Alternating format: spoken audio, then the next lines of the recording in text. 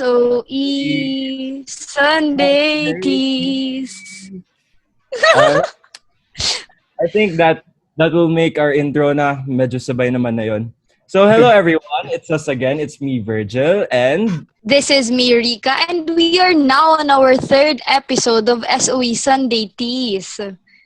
yes. So Rica, what is the title of our episode? Wow, so the title of our episode now is SOE Card Revoked sa Pera at Paggastos. Oh my God, this is so spicy. And very relevant. Virgil, meron ba tayong special guest? Parang wala eh. Joke, meron tayong special guest. At Wala? saka hindi lang siya guest. Actually, sobrang special niya kasi he's very, prominent in our School of Economics. Siyempre, we have our guest for today, Mr. 𝙗𝙪𝙙𝙚𝙗. Hi guys, I'm glad to be here. Okay. Hi, Kuya Dale. Hi, Dale. Virgil, paki-orient naman si Mr. Dale on our topic for this episode. Before that, muna siguro, let us, baka pwede tayong makahingi ng introduction mula kay Dale. Ay, oo. Sakto. Spicy to. Okay, so hi guys. For those of you listening, I'm 𝙗𝙪𝙙𝙚𝙗, the outgoing president of the DLSU Economics Organization. I am currently a fourth year student. One term left. Road to Zoom graduation ako. And I am a AEF management student. So double degree ako. That's why ang tagal ko na dito sa Lasal. And I can't wait to get out. Our topic for today, again, is yung mga mishaps natin in terms of our spending, our budget, how do we handle our finances. So to start, for our warm-up, growing up, what are the words na naaalala nyo? Mga sinabi sa inyo ng mga parents nyo tungkol sa money handling? Ikaw, Rica. Siguro ako, when I was growing up, I was often told na sobrang kuripot ko daw. Yeah, kasi like all the money that was given to me, like every time may nagbibigay sa akin money, I like ipon na agad. And then, I don't spend. Like, pag lumalabas kami, alam nila may money ako, hindi pa rin ako nagsispend. Sobrang, kuripot ako. Paano ba ikaw, Virgil? Ako, it's opposite sa'yo kasi hindi ako nag-iipon. Wala akong alkansa, ganun. I don't know pero kasi, pag may nagbibigay sa akin ng pera, iniisip ko na kung ano yung mga pwede kong bilhin from the money. So, kunwari, like shoes and food or stuff like those. But, like, pinag-iisipan ko naman yung mga binibilin ko. Ikaw naman, Dale. Wow, Dale. So casual. Okay. May matatanggal sa Econ.org. Okay, growing up naman, my parents were kind of very strict on me when it comes to my money. And they really teach me on like the basics of it, kung dapat hindi magastos, pero that didn't stop me at all. Magastos akong bata growing up. And I remember every time we go out, laging given na granted na papabili ako ng toys. All the time, every time we go out. So every Sunday, pag nagsisimba kami, so syempre may pakain muna. Tapos pag uwi ko, may dala akong toys. And syempre, libre ng parents, etc. And, kasi my parents then were very rags to riches sila in some sort of way. And that's why parang very frugal sila when it comes to their spending, only necessities. And yeah, I think that really poured onto me, or parang na-transfer sa akin yung kind of mentality as I grew up. Pero it's something that I had to learn, and definitely something that when I was a kid didn't really take into being, or di ko sineryoso. I remember a time nga na sa sobrang gastos ko ng bata ako, yung mga donations sa church, nako, delikado naman. So syempre, di ba, may donation part sa church. So, binibigyan naman ng pera ng parents ko. Kahit na 20, ang ginagawa ko, tinatago ko yun. Hindi ko binibigay. So, parang nakakaipon na rin ako in some way. Pero, Lord, Sorry po, sorry din sa mga parishes na nakuhanan ko ng pera. I'm not proud of it. Tapos Sunday pa naman ngayon. But yeah, it's something na, it's a funny story to tell din naman. So yun lang. Yun lang yung experience. Kaya ka nasa SOE. Dahil sa mga perang binulsa mo. Okay, pero kamusta naman yung baon? Yung magkano mga baon binibigay sa inyo? Nung elementary hanggang ngayong college kayo? Ikaw, Dale. Nung elementary, I had to, I guess from grade school to high school, parang pataas siya ng pataas kasi nagmamahal din yung food sa cafeteria namin. But it was a basic 100 to 150 pesos a day na pang lunch mo na lang. Tapos may konti akong baon like snacks. Pero pagdating ko ng college, I think, well, of course it increased kasi nag-condo na rin ako. So, budget ko na siya for the week. They would just give me a specific allowance. Tapos, ako na bahala mag-budget kahit saan throughout the week. Tapos may emergency money rin ako. Pero it was around 5 to 6K a week. Pero then again, my transportation costs were like 1,000 din per week. So, I think medyo gipit din in the sort of expenses that I have. Plus the tax prices, sobrang laki rin. So, yeah, I think I was able to manage naman. It was more than enough. Ikaw, Rica, kano baon mo? Wow, toss the coin. Siguro nung elementary, hanggang grade 4 yata, wala akong money. Walang money, yeah. Kasi may biscuits na tayo nun, di ba? Nung bata tayo, ganun. You're not supposed to have money pa. Ganun. Tapos nung grade 5, meron ng 10 pesos yata. Pag good mood, yeah. Tapos grade 6, 20. College, high school siguro 100 na din, 100 to 150. Kasi I travel pa from our home, mga 10 minutes. So, ayun. Kasama doon yung transpo. Tapos ngayong college, same with Kuya Dale, I have like a specific allowance but not weekly for a whole month that I have to allocate well and make sure na I still have some portion for my saving. Kasi they always ask saan napupunta pera ko. Ikaw ba, Virgil? In my case naman, nung bata ako, 50 pesos nung elementary. Tapos, nung junior high ako, 100. Nung college, the same case with you guys. Pero kasi, the reason why 50 tsaka 100 lang. Kasi, di ba, Rica, in our province, hindi nga province. Okay, but since we're not in Manila, it's far cheaper. Like the prices, the food that we can buy from our canteens. And, inhatid doon naman tayo tsaka sinusundo. So, that's why it's only 50 and 100. Pero I guess it's time for us to move to the main part of this podcast. Alright, so what do you guys think would get your SOE card revoked? Wait, siguro start muna tayo sa upper kasi mas may alam siya ng economic concepts. Wait lang. Yes, Dale? Let me change the question. So, 'di ba, sinasabi nila na pag-part ka ng SOE. So, 'di ba, student economist ka. Tapos in-expect nila na efficient ka and marunong ka mag-optimize and stuff like those. So, in that sense, what do you think would get your SOE card revoked? I think in that sense, I would say na hindi lahat ng SOE student, or at least ako hindi ako the best at managing my money. And given na parang financial economics pa ako, everyone expects me to go to stocks. Parang, how much is your investment na? How much is your portfolio? Tapos I'm like, sorry, pero hindi po ako nag-i-invest, not right now. Pero I think it's mainly because of the degree that I enrolled in. Of course na I like naman the topics and I learned a lot. I know about the stock market.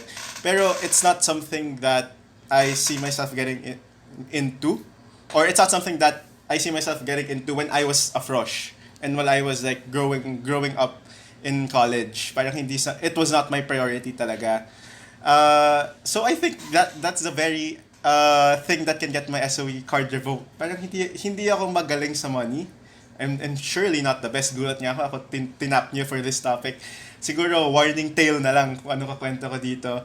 And siguro, yeah, for the listeners out there, like hindi naman lahat ng SOE students ganun. Like kami rin may personal struggles and problema kami. We're not like the best at managing your money, etc. But we're trying, and we really try to do it naman, day by day. So yun lang. What about you guys? For me, I feel like ideal SOE student ako. Oh, joke lang. Kasi like, Wow! I Nako. can't think of anything na Papanindigan mo yan, ha? that can have my SOE card revoked. My discipline with money handling, it was like, I feel like I practiced it since I was young pa. So like, until now, nadala ko na talaga siya sa paglaki ko na I don't spend much. Like, may spending limit lang ako per month. And also, I make sure na allocated well yung budget ko. Like I know when to say no and when to say yes to something, especially with spending. So I think I am able to allocate my budget well. So ikaw ba, Virgil? Unlike you, feel ko kasi yung sa'yo, structured ka when it comes to your finances. Like, you know, kung Yes. ano yung mga isa-save mo, ano yung isa-spend mo. In my case kasi, I don't have a specific structure.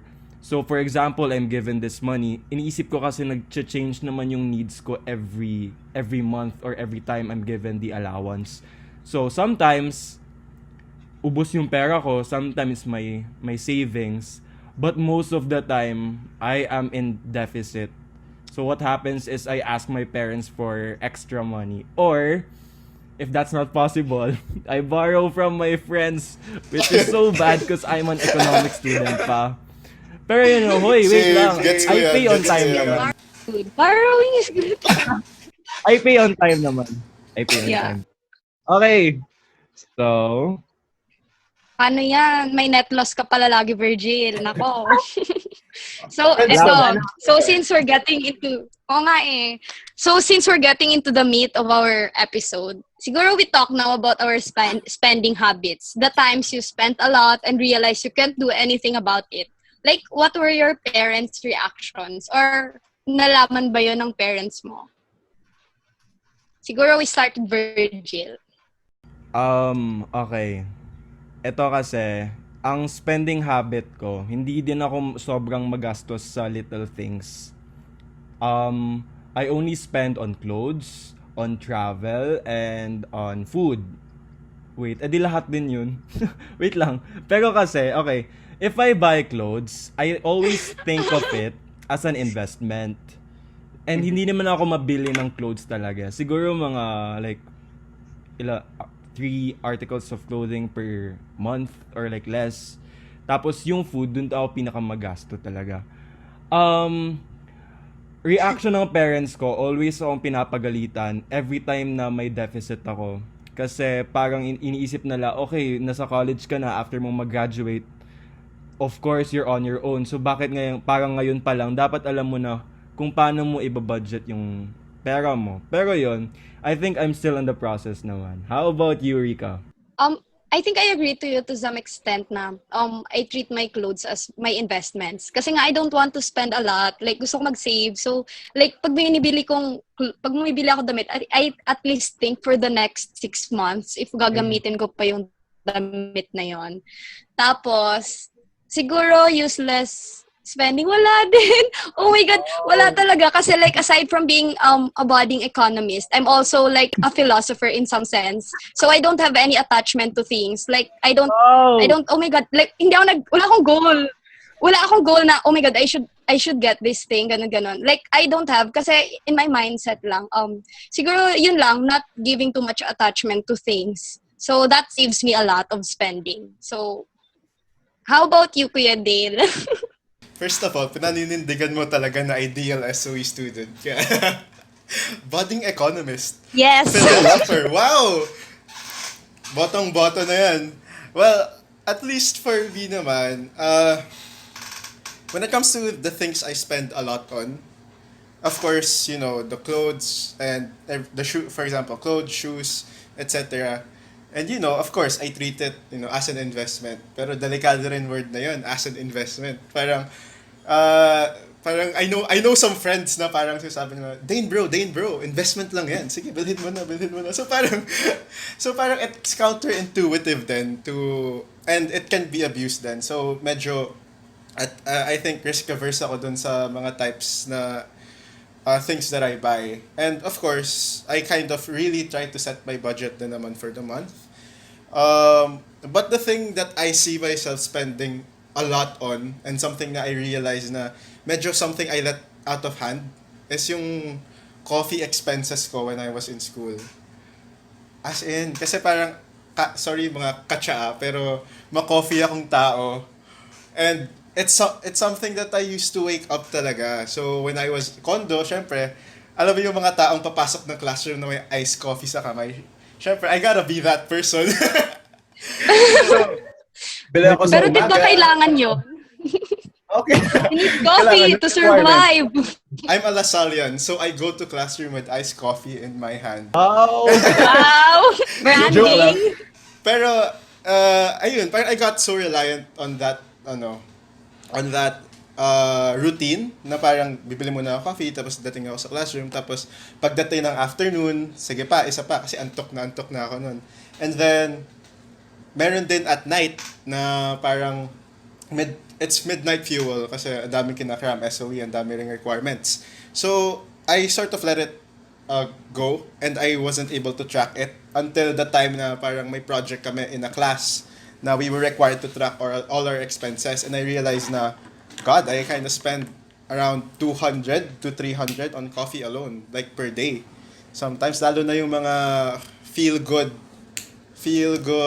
coffee na kind of expensive, na masarap. And it really draws you in. Parang, you feel that you deserve this, pero you kind of let go of the money na rin when it comes to that. But, hindi naman siya nalaman ng parents ko kasi independent naman ako from them, and they really don't keep an eye on my expenses anymore kasi they trust me naman that I can manage my own, and I like that feeling naman.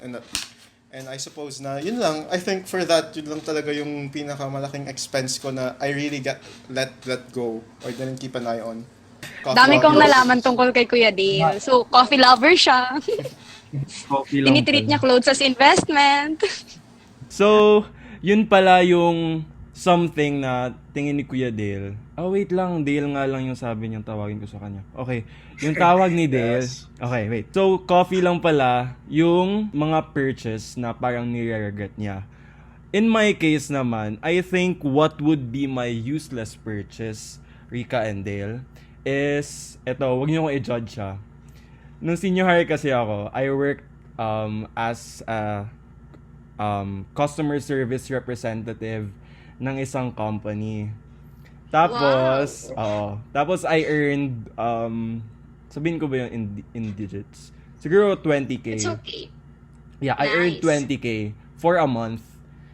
Tapos, so I got that money na. The thing is, how I spent it. You know, or have you heard about, this news in Mindanao or not in Mindanao, probably in our city lang yun. Na parang merong mga pyramid schemes na mga, magbigay ka ng pera sa amin, tapos Oo. babalik sa'yo 10 times or 4 times. Wait lang. So, ginawa ko, inisip ko, okay, yung 10K, I'm gonna spend this on clothes. Tapos, inisip ko yung 10K na isa, savings naman to. So, why not? Baka naman effective pala to, tong mga pa-pyramid scheme na to, na hindi ko alam na pyramid scheme siya. So, nag-iwan ako ng 10K, and then, always lang sila nagpa-promise na, okay, it's gonna happen next week, bumalik ka dito, ganyan. It never happened. Oh my God, that's so sayang. Yeah, sayang yung 10K Oh my ko. God. I feel bad for you Curious and ako. your money. Curious ako. How did they approach you? Or ikaw nag-approach sa kanila? Gagawin mo yan, Kuya Dale, no? Oy, hindi. Nagtatanong lang. Yung branding kasi nila is parang ikaw yung may kailangan sa kanila. Like parang ikaw yung lumapit sa kanila kasi gusto mo magparami ng pera. So parang gusto mo bang dumami ang pera mo? Pumunta ka sa amin. Ganon. So pumunta naman ako. Tapos ang layo pa ng tin-travel namin na. Like siguro na 2 hours worth of driving. Oh my God, that's so tagal. So like, Yeah. How about you, Rica? so wala talagang return yung money mo kahit 1K man lang? Wala.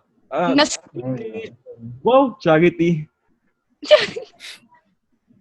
so parang Beware binigay mo na lang sa yung mga pera ganun. mo? Oo. Oh my God. Okay, Ikaw, you Rica. were young.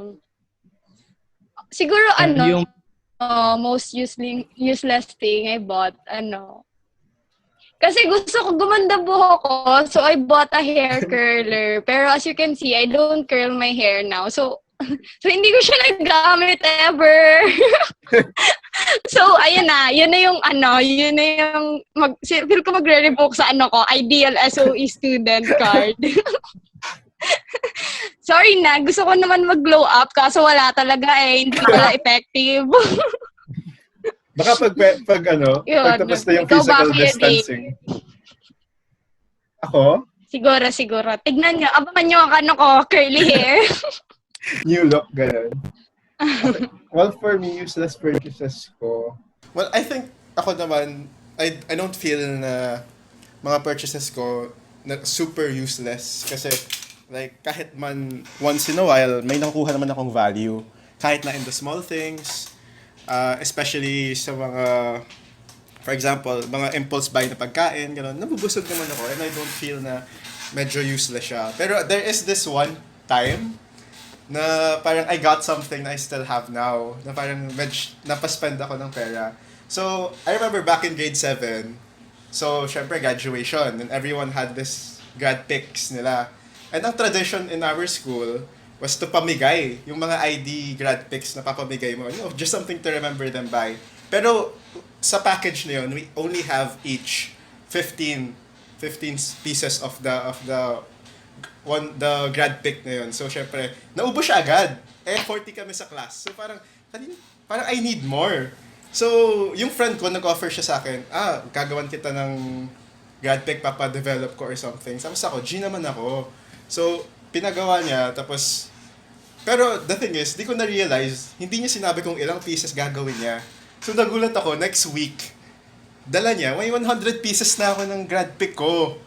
Tapos, ang dami. Tapos, the thing is, like, in that grad stack, mga 15 or 20 lang pinamigay ko. So, ngayon, nasa drawer ko pa rin yung 80 na yun. So, guys, kung gusto niyo pa ng grade 7 grad pic ko, comment down below. Papadalan ko kasi yun. So, ayun. And I probably spent like around more than 1 or 2K then. Something to remember me by. Kasama yan sa natin, merch. Di ba, Rica?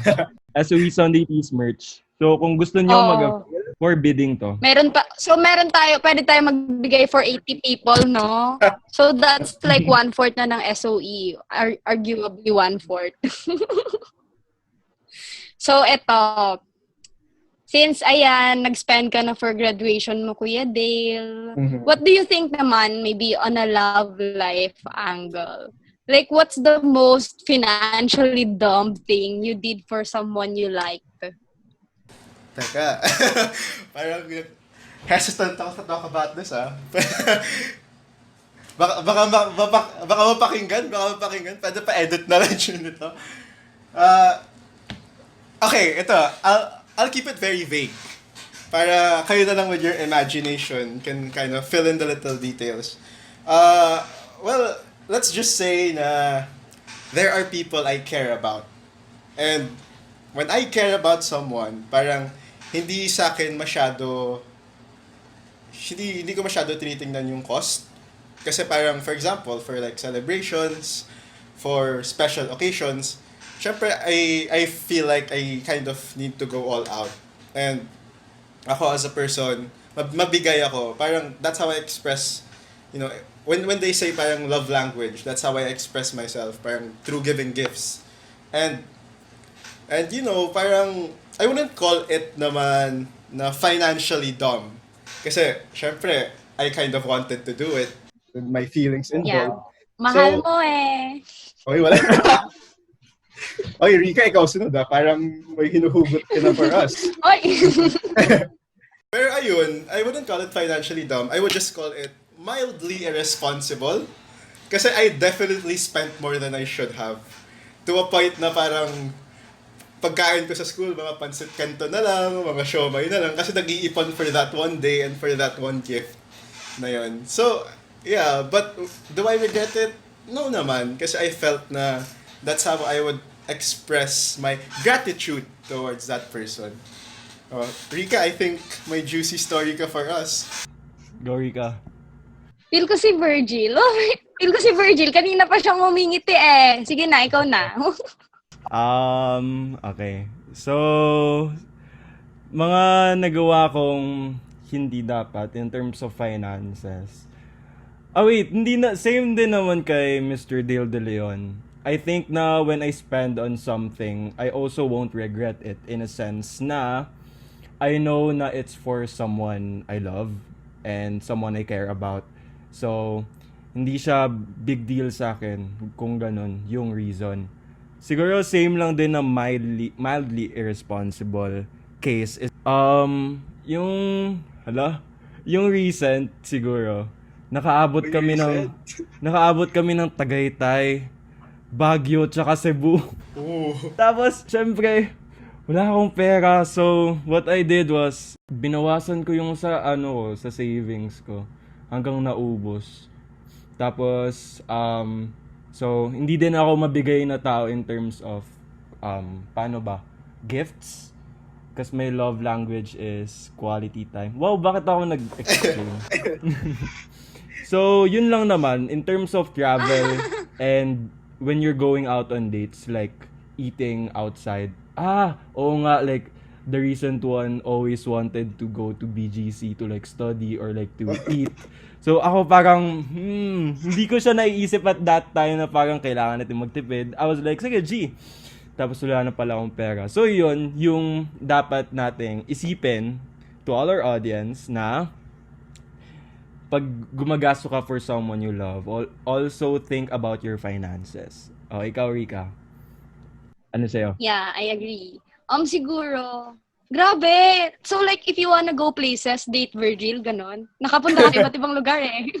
Kaya extreme dates. Kaya ang layo ng Cebu ha. Anyway, for me, siguro like, kasi ang love language ko din, acts of service. So like, if I love somebody, I help that person, ganon. Like, feel ko tutuloy ako. Kasi acts of service. So like, iba gagawin mo nga, kasi nga sinabi ng ng view mo or whatever. For me, like, I bought somebody a gift. Siguro birthday gift, 18th birthday gift. But, I feel na it's kind of useless kasi I anticipated for it for like months. Pero when the time came, I never got to give it to him na. So like, yung gift, hindi na nakarating so dapat pagbigyan. And that's kind of sad. Not just in a sense na nag-spend ako, but in a sense na it wasn't able to reach the person that I planned to send it to. Yeah. So, nasan So, yun? ayun. Feel ko nasayang siya. Nasaan na yun, Rica? Secret! Bakit? We kind of lost the reason to talk with each other. Yeah. Oh no! Tanggapin mo yung Maalaala mo kaya? Siguro, bigay mo na lang yan sa Rica, sa next na magiging ka-relationship mo man. O, diba, na-recycle mo yung pera. At least in that sense. Sige, noted. Oh, noted. Kung meron. Sige. I guess we're approaching So, the end. dito na tayo. Since, oo nga pa-end na tayo. So, napag-usapan na natin yung mga spending that we did not think about very much. So, tips naman. Dito na tayo sa tips. What have you done to be more financially literate? And what have you done to, take care of your money more? Siguro we start with Virgil. Kasi ang daming napuntahan na lugar nito. What have I done to be more financially literate? Wala pa. Kasi hindi ko pa siya na-figure out hanggang ngayon. So, I guess, tsaka kung magbibigay ako ng advice, maniniwala ba yung mga tao sa akin? Nakapunta ako ng Baguio, Cebu, tsaka Tagaytay. 'Di ba? So, siguro, may na lang. Ano yung wish ko for myself to be more financially literate? What I have to do is to know how to save money, number 1. Number 2, always find out or like always know the reason as to why you're spending. So if it's for yourself or isipin mo if it's necessary. Second is if it's urgent.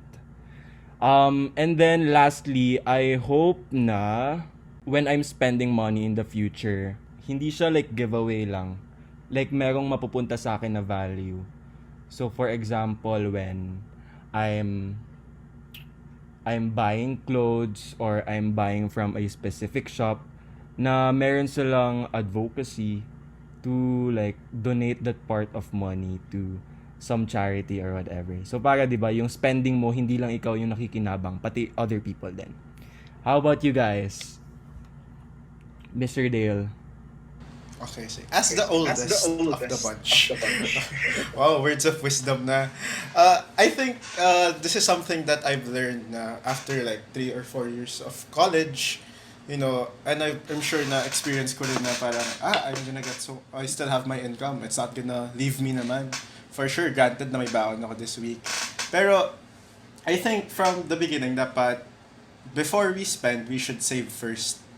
So, something that I've learned along the way and something that I practice now is, pag may baon ako, I set aside money. I save first before I spend. So, parang yun na lang talaga yung matitira sa akin for spending. And if pang-emergency na lang, kumbaga yung na-save ko. So, save first before you spend.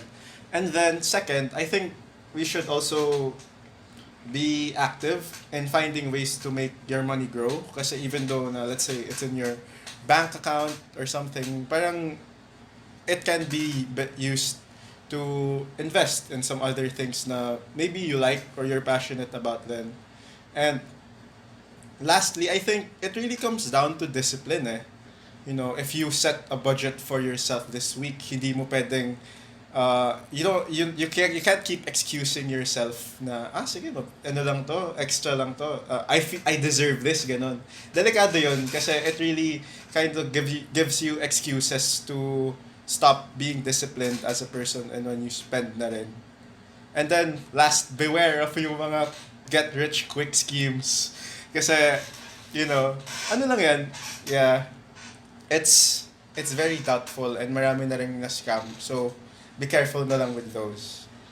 Too good to be true. Ganun. What about you, Rica?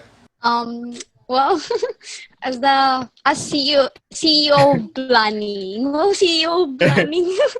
I think one advice talaga. Ay siguro marami advice. Siguro first, I agree talaga with save before you spend. So for me, like I save siguro 30% or sometimes going beyond that. And like I don't make up reasons to be able to spend. Like I figure out talaga which I need and which I don't. So coffee, feel ko need ko talaga yon. So I don't consider it as unhealthy spending. And siguro find ways nga talaga to grow your money. You have to set up your multiple streams of income so you can be able to like have some budget for you to spend and not feel guilty about it. Kasi like meron ka pang inflow ng money aside from your allowance. So it matters like as young as we are now, we try to find ways to grow our money. So, I think that we should also the words we have to live by is that we should never spend something we haven't earned. Just like what you said, Rica. 'Di ba? And from what saan ko to nakuha kay Mr. Cheese Escudero, anything that's on sale, if you don't need it, it's expensive. So, when you're doing online shopping, yung mga Lazada at Shopee sale dyan, always think if you need the item before buying. That should be our number one tip, especially now that online shopping is very relevant.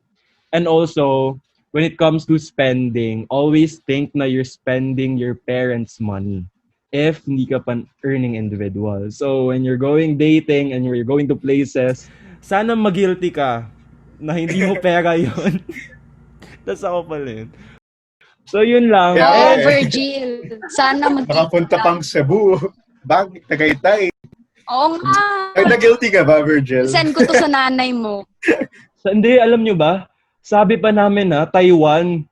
Hoy! Oh, big plans to Okay, I think that's it. Ay, okay. Rica, may i-add ka pa ba? Siguro one thing to add then, like, as you like try to save up, siguro don't try to save up so much that you have no room to buy the things that actually make you happy. Like, you can buy naman, just don't don't spend too much. Kasi like, being broke won't also make you happy after buying all the things that make you happy. So, you're just gonna regret it after.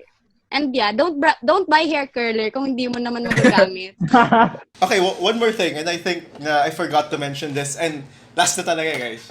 Parang ito talaga na I feel a lot of college students struggle with then and experience on a daily basis. Huwag kayo ma-peer pressure to spend sa spending capacity ng friends nyo.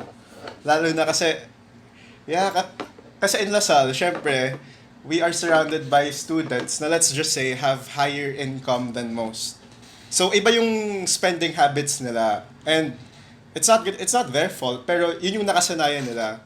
So syempre, coming into LaSalle, madami akong friends na let's just say iba yung threshold nila for spending. Like of a meal that's 1K is normal for them. And ako parang parang there are instances then na parang, just to belong in that group na I would shell out a little bit more than I need to just to feel na I belong. Pero I think na you should be wary of those people. Not wary of those people, wary of your spending habits. Parang alam mo na this is just your hanggang dito ka lang pwede, and you don't have to keep up with them. Na parang it's just na you need to learn then. Self-awareness is key. Yun lang. Final thoughts. Don't be shy to say no. Okay, so I think that's the end of our episode. And of course, Rica and I would like to thank our very special guest for today's episode, Mr. Dale De Leon. Mr. Dale, may mga masasabi ka ba sa ating mga fans? Well, to the fans of SOE Sunday Teas, and first of all, thank you muna sa hosts for having me here. I'm really glad to be here and to share na rin yung mga experiences ko and to do and what not to do. And yeah, to all the people out there consistently listening to this podcast, thank you for spending your Sundays with us. Thank you guys. Thank you guys. Wait lang. Free entertainment. Oo, nalaman ko din, yung mga tao nagchat-chat kay Rica na parang, uy, pwede po pahingin ng tips, mga ganyan, mga ID 120. Guys, tingin nyo ba hindi ako approachable? Oh. Nako, delikado yan. Chat nyo daw. PM is key, guys. Feel ko Dapat sa kay Virgil posters. daw. Gusto mo ako mabait. Okay. Guys, PM is the key for Kuya Virgil. Kuya! Kuya. Malay nyo, baka mapunta kayong Tagaytay, Cebu, Taiwan. So, ayun. Thank you so much, Kuya Dale. And also, we had a lot of fun talking with you. And also, we hope na our fans learned a thing or two. So, Virgil, will we sing na? Yes. Alright. Okay, 1, 2, 3. Go. SOE Sunday Teas. Pero that's it. Feel ko 4th episode na tayo magsasabay. Bye, guys! Bye-bye!